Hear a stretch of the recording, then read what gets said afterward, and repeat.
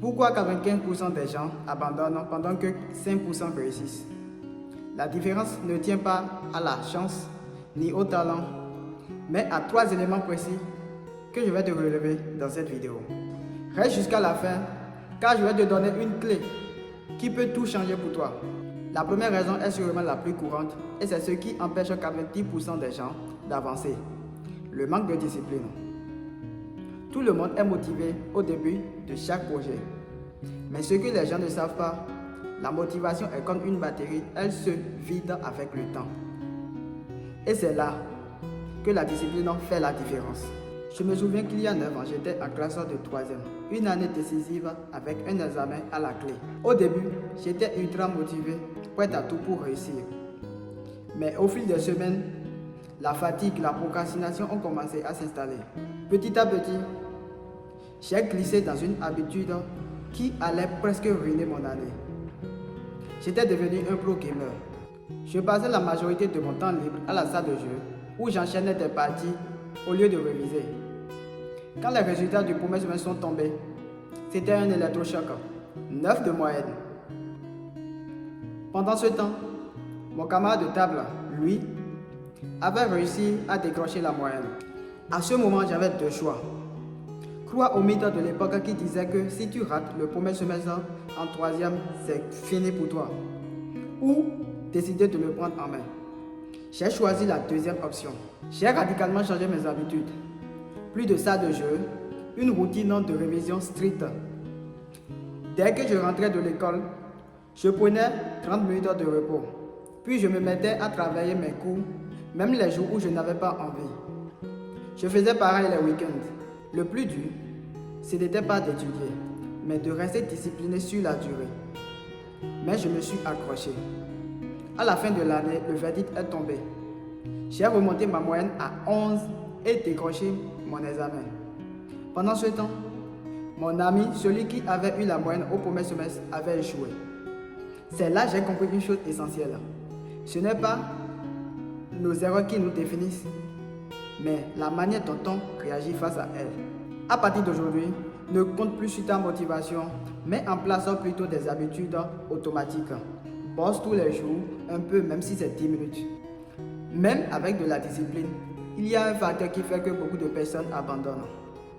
La peur de l'échec. Beaucoup de personnes n'osent pas se lancer par peur d'échouer. Mais voici un truc de fou. Même ceux qui réussissent échouent encore plus que les autres. Tu savais que Michael Jordan avait manqué plus de 9 multis au cours de sa carrière. Pourtant, c'est l'un des plus grands joueurs de l'histoire. Il dit lui-même, c'est parce qu'il a échoué autant de fois qu'il a réussi. Tu n'es pas sans savoir que Lionel Messi a traversé l'enfer avec sa sélection avant de toucher son rêve. 3 finales majeures, 3 échecs déchirants. Beaucoup auraient pu lâcher, mais lui, il est revenu encore et encore. Il soulève enfin le trophée suprême en décembre 2022. Le parcours de ces 2 légendes suffit que tu changes enfin ta vision de l'échec. Au lieu de le voir comme un mur, vois-le comme un tremplin.